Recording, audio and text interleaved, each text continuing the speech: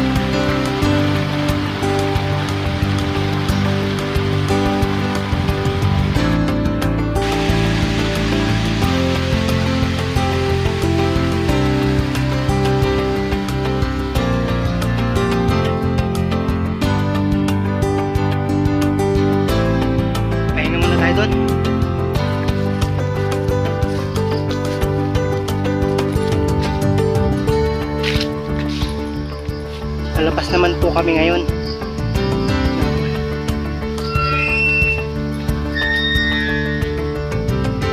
Rancho Santa Rosa.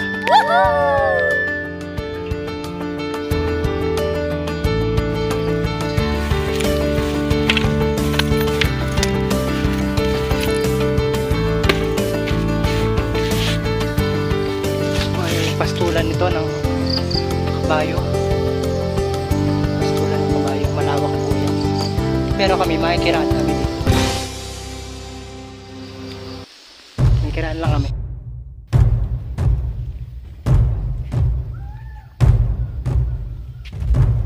May nakita nga kami ditong ahas mga ka-adventure. Hindi namin alam ang pangalan. Nung ipagtanong-tanong namin sa mga kakilala namin, ito pala ay ulupong. Maliit lamang siya na ahas. Maliit pa kaya hindi kami sinugod. Binidyo-bidyoan pa namin kung malaki ito. Sumusugod daw po ito na parang gulong. Parang gulong siya kung umatake. Nanghahabol daw po pala yan. Hindi namin alam.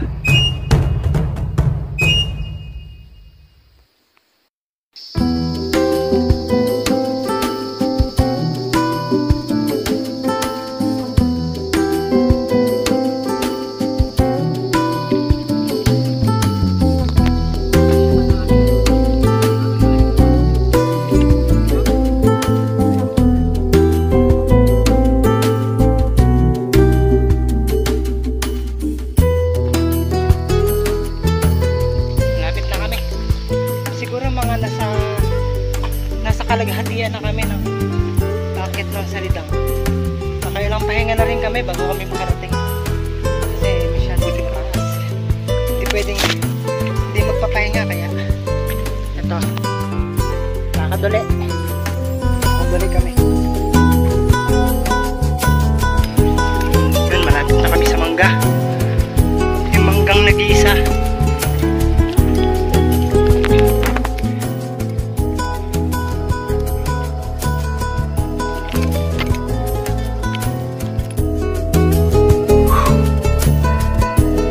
Nakikita nyo po itong medyo matataas na bundok. Yan kasi yung Angels Mountain. Yung baba nito dito, yun yung lugar ng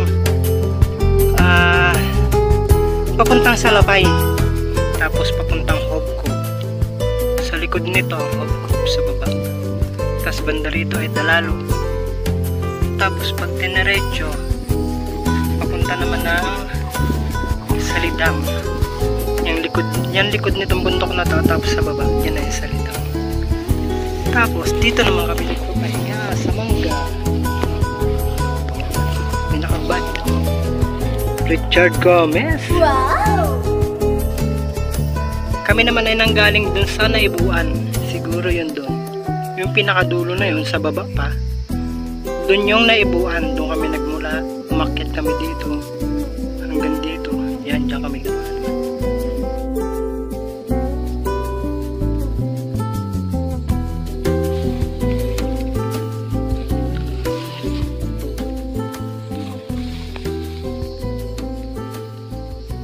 Dito po sa itaas ng Sitio Salidang, pagka nandito tayo sa tuktok, mas mataas ito sa Angels Mountain, na kung tawagin nila ay Devil's Mountain.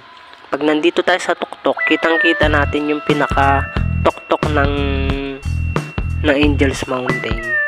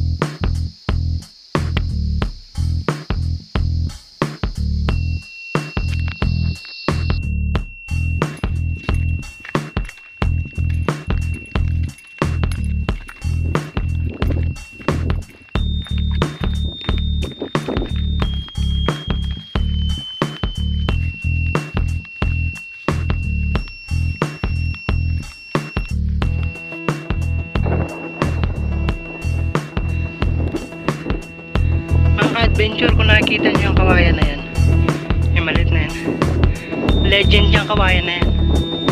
Kasi kung saan bundok man kami punta, tinitingnan namin yung kawayan na yan. Yan pala tandaan na yan nasa likod. Tsaka meron dyan internet, malakas ang signal dyan.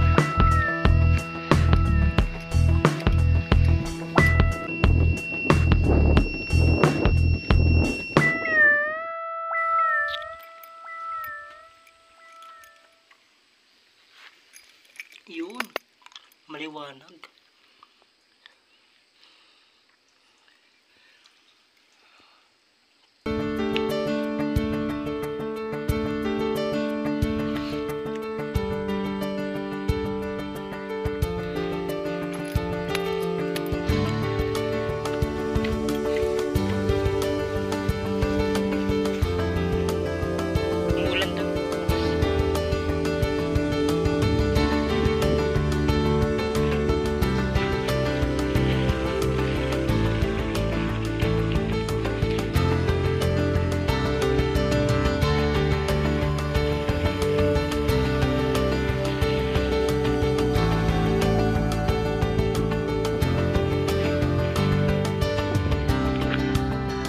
Doon kami galing kanina sa may kawayan na yun. Yung kawayan na legend. Diyan kami galing kanina.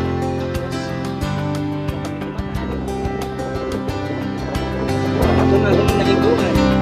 Pero dito kami pumunta.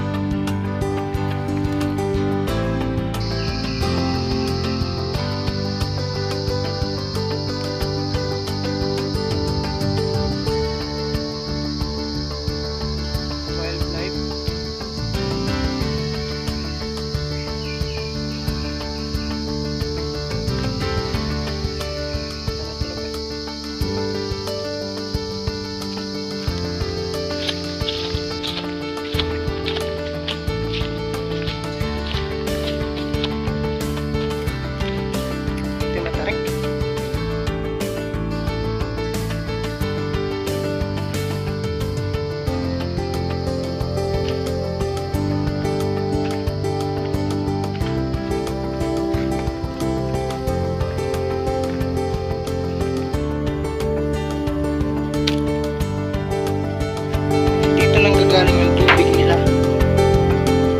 punta dun sa Daralo. Yung mga puno na yan tsaka yung mga bato na yan, dyan nagbubuka ng tubig.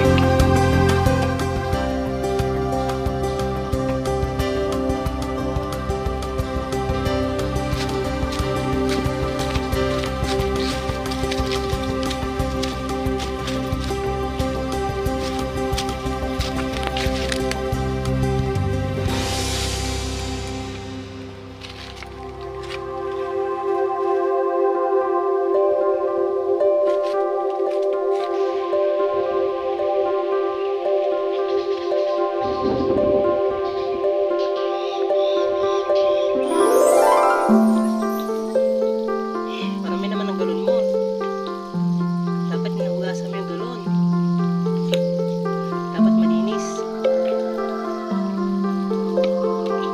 Lalagyan mo ng buhangin tapos kakalugin para malinis. Saan yan dadalhin? Sa Dalalo?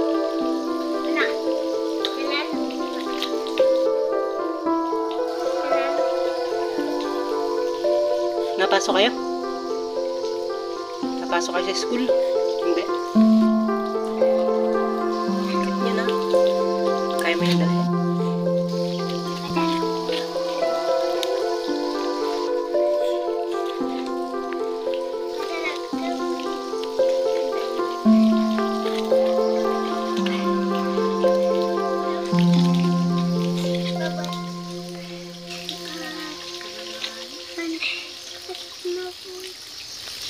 Gawa 2025.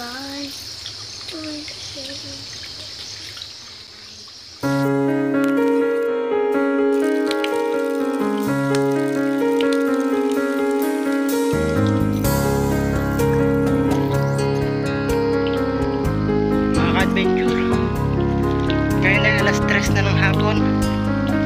Nandito naman kami ngayon sa Dalalo. Dito kami sa Sitio Dalalo. Pupuntahan namin yung isang kapatid.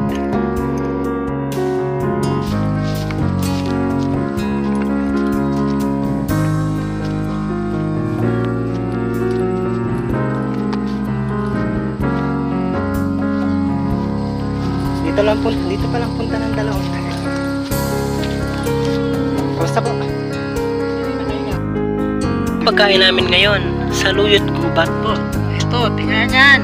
Oh, brother. Oh. Parang hanga. Ayos. Eh, natikman ko Ito ay San Fernando. Ay, sa abok ni Brad Ganit. Tapos Balinghoy.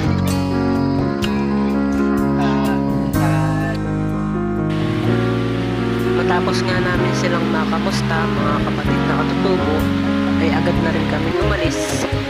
Papunta namin San Jose. Syempre, ang daan namin ay sa Sitio Naibuan dahil nandun yung aming service.